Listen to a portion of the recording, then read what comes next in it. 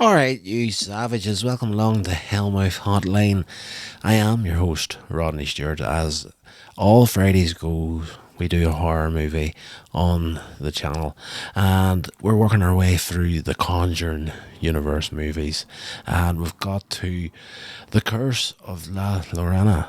And this one here, I was questioning to myself, was it a mistake this here been added into the Conjuring universe, because from the opening shots of the movie, it's a run of the mill ghost story really at the end of the day, but it doesn't feel like it's part of the Conjuring universe. The one thing I'm looking forward to in all these movies is finding out how they connect up to the Conjuring, and it does indeed connect up to the Conjuring in this movie, but it's for the most part standalone. It's not anything to do with the nun or friggin' Annabelle. None of that there. This is just a little self-contained story starring Linda Cardellini. Is that the way you pronounce her name? Let me just look that up to see. Cardellini. That's the way I would pronounce it anyway. She is actually phenomenal in this movie as a mother that's worried about her two children getting taken away by an evil entity. So plot-wise, the story starts off in 1673 Mexico, and this is the opening of the movie. We see a family playing on a field. The youngest son gives his mother a necklace, and she's going to treasure it for forever. The boy then heads off on a hike, and a little while later he comes back and he finds that his mother is drowning his brother in a stream. So he tries to run, but she catches up with him, and we just assume that both kids have been taken out.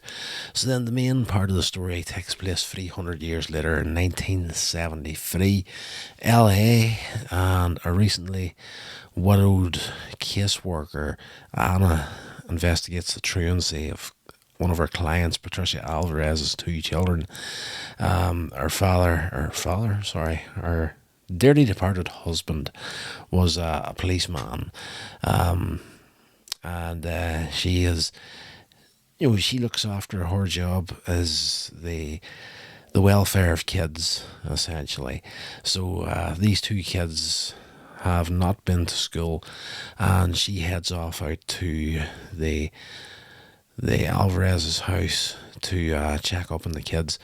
Once she gets there, she manages to get her way in there with the help of a policeman, and she finds that the two children have been locked behind a door. They're in a closet, essentially.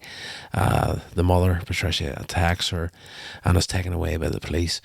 And her sons, Carlos and Tomas, tell Anna to keep them in the room so that they are protected. And ignoring the warnings, she takes the two of them out to a child services shelter. There, Thomas sleepwalks, and Carlos follows him until both boys see a woman in a white dress who attacks them. We cut over to the lovely little caseworker, Linda Cardellini, and she gets the news that these two kids have been found drowned in a river.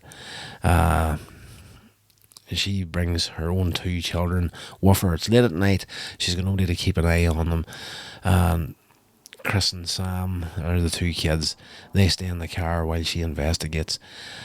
She hears Patricia accusing her of her son's murders, screaming that it was Anna's fault for taking her sons away from her, and that she tried to stop the force she names La Llorona. Chris, the son, leaves the car out of curiosity. His father was a policeman, so he's interested in what's going on here with the police and whatnot. So he gets down there and gets a closer look, but keeping himself out of eyesight of his mother. And while he's watching, he encounters a weeping woman who grabs him by the wrist and leaves burns there. She stalks him back to the car, but leaves once Anna returns, and the family flees the scene, heads off home. The next day, Anna meets with Father Perez about whether or not to believe the myth of La Llorona. this is where the connection is with the Conjuring movies. It's the same Father Perez that was in the Annabelle movie. So she figures out what's going on. Uh, you know, this woman blames her for her kids getting taken away by La Llorona, and sort of, you know, curses the family with the same spirit. Go after, La Llorona took my kids, now she's going to come and take yours, sort of thing. So she heads off to the priest, Father Perez, about whether or not to believe the myth. In the process, Anna and her family begin to experience a series of unexplained incidents. La Llorona also grabs Sam and leaves identical burns the next day. Anna interviews Patricia, who has an alibi for the times of her son's deaths. Now, however, Patricia reveals that in her hatred for Anna, she prayed to La Llorona to, bring her own boys back and take Anna's children instead. I kind of already covered that. Soon after this, Anna encounters La Llorona when the spirit attempts to drown Sam in the bathtub. The ghost leaves burn marks on Anna's arms too. Anna seeks help from Father Perez once more, who relates the case of his previous experiences with the haunted porcelain doll known as Annabelle. Perez tells Anna about a former priest, Rafael Alvera, who has since become a folk shaman, and I'm not even going to pronounce this word, or Corandero. I would reckon that's how that is pronounced. Let me just look up and see what that is. Why the heck did my computer jump to something that had absolutely nothing to do with what we were actually talking about there? Okay, I'm going to have to try and find my notes here again. The Curse of La Llorona. Please forgive me. This is the downside to listening to a podcast from me, because most other people would, cut the nonsense out in the middle of their making a mistake, and not here. You're going to get the pure, unfiltered nonsense that is a podcast with me. So yeah, I'm not even going to attempt to look up that friggin' name now. Okay, this guy is a healer who uses folk remedies. Curandero. That's the way I would pronounce it. Probably saying it completely wrong. There's probably a bit of an accent you need to have in that there to make it sound proper. But I don't know what it is, so I'm not going to try it. But this is what he is. He's a shaman, uses these remedies and whatnot.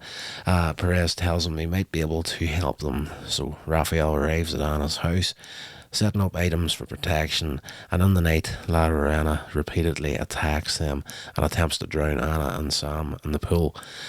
Anna pulls off La Llorona's necklace in the struggle. This is the necklace we've seen her child give her at the beginning of the movie. While all this is going on, I'm really beating my way through this movie. Worth going to check out yourself. It really is.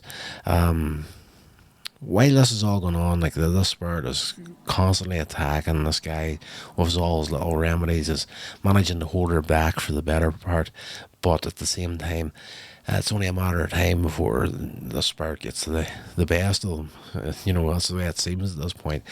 At this stage, Patricia, the woman that lost her kids earlier in the movie, arrives with a gun and tries to give Anna's children to La Llorona. So she's still in revenge mode here, saying, I'm going to help the spirit take these children off this woman for taking mine away.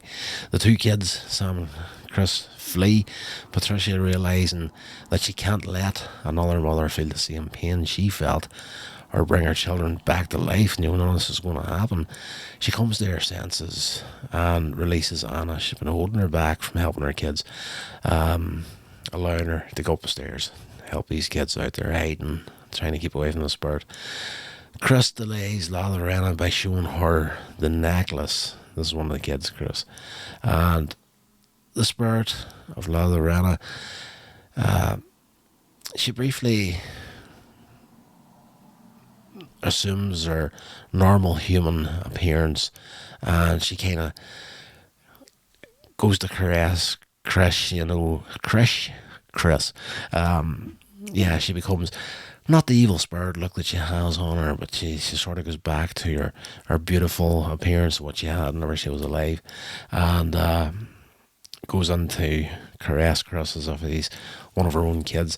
However, Sam, the other kid, accidentally unveils a mirror that was in the attic with them, and La Llorona sees her reflection, reverts, and proceeds to attack them again.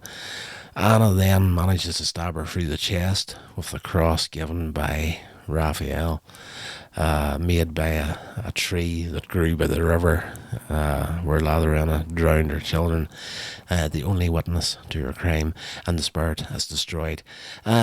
In all fairness now, I've been looking up a lot of the details of this movie on just the internet here. Some of the stuff here that I'm telling you might be a little off.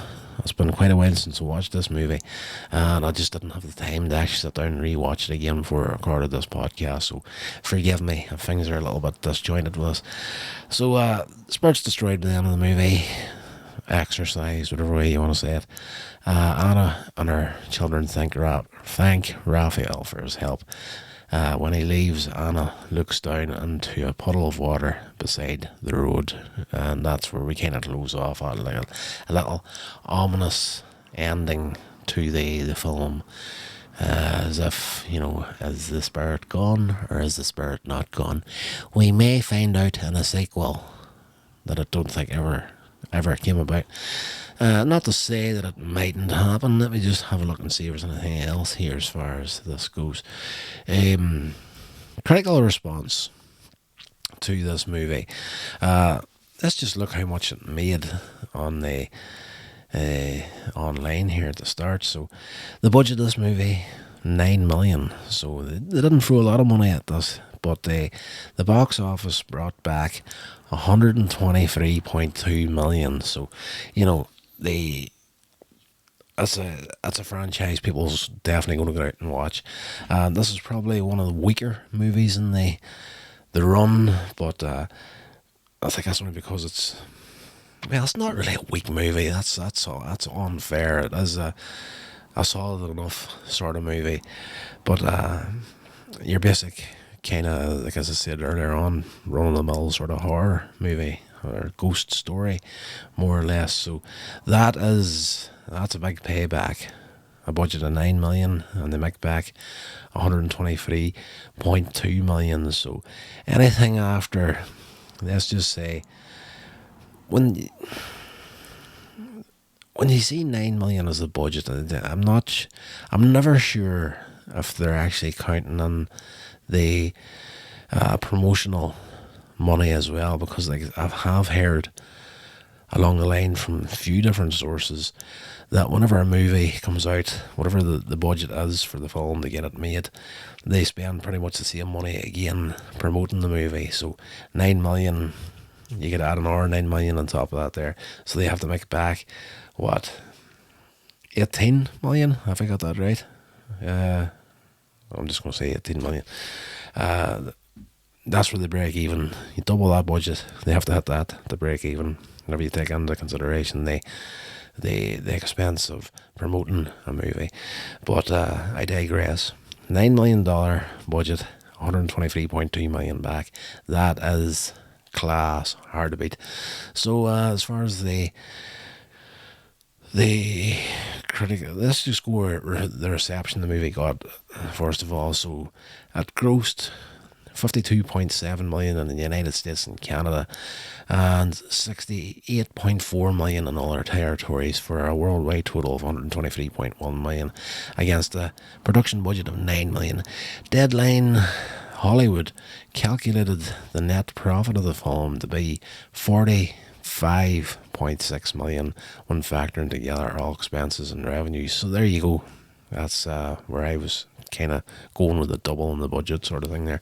In the United States and Canada, the film was released alongside Under the Silver Lake and was projected to gross 15 to 17 million from 3,372 theatres in its open weekend.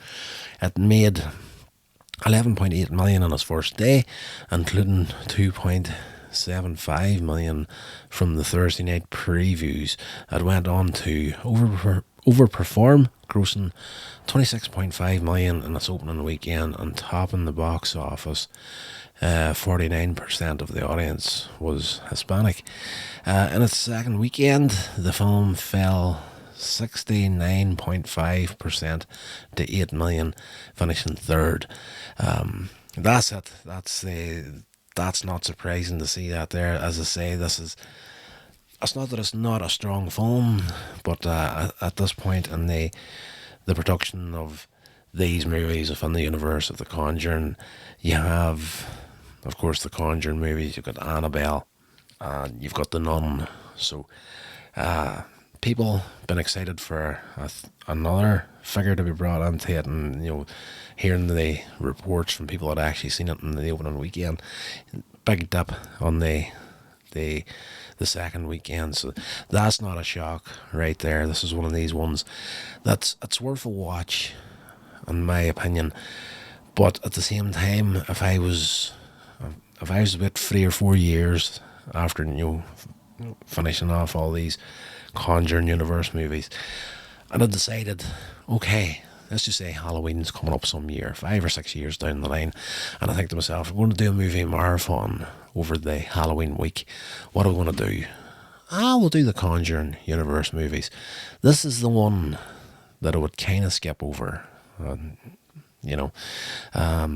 yeah. So let me just see critical response on Rotten Tomatoes. 26% of 188 critics' reviews were positive, with an average rating of 4.5 out of 10. The website's consensus reads, content to coast on jump scares rather than tap into its story's creepy potential. The Curse of La Llorona arrives in theatres already broken. Metacritic, which uses the weighted average, assigned the film a 41 out of 100 based on 28 critics, including mixed and average reviews. Audiences polled by CinemaScope gave the film an average grade of B- on an A+ to F scale, while those at Post-Track gave it 2.5 out of 5 stars, and a definite recommend of 48%. I don't know, my words fell apart there in the end of that. So let me just go down here, see if there's any other sources. We've got there's something here about a sequel. On October 9th, 2025, it was announced that Santiago Mangini would direct a film from the script by Sean Triella with there's a few names as the lead roles. Principal photography began. There is a sequel. So principal photography began in October 2025, Buffalo, New York. The film was scheduled to be released in the United States in February 26th, 2027. So yeah, they are going to do a sequel. It's called The Revenge of La Llorona. So they're definitely going to try and keep milking the Conjuring universe. The last movie that came out at the point of recording this podcast, the last movie, if memory serves, I've got a list of them here somewhere, I believe was Last Rites. Let me just have a look at this. Yeah, so 10 films in total. We're halfway through. This is the 6th film we're on. The Conjuring Last Rites is 2025. So just that title alone, The Conjuring Last Rites, I haven't looked into it at this point. As I'm going through the podcast on a Friday doing these movies, I'm seeing them for the first time, essentially, whenever I'm doing these episodes. But just the title, Last Rites alone, kind of said to me, this is, probably going to be the last movie in the series. But obviously, they're doing a sequel to La Llorona, and I'm there for it. Even though I did say this is probably the one movie in the franchise you kind of skip over, I'd be there for it if it comes out. I'll go and check it out, because it is, obviously the reception there was mixed for this movie, but I found it a decent time. And again, Linda Cardellini was phenomenal in this movie. Very, very good. Worth watching alone just for her performance. That's going to do it, guys, for this episode. I hope you enjoyed it. I did talk out my ass, probably more than normal, but it is what it is. So I'm going to disappear here. I have to get up at stupid o'clock in the morning to get a little shift in at work. So until the next episode, guys, stay safe and do all that good social media stuff for me. Share this nonsense along and help us grow the products that are coming out of coinsagemedia.com. There's the website. Go and check that out. Right, guys, stay safe. I will talk to you in the next one.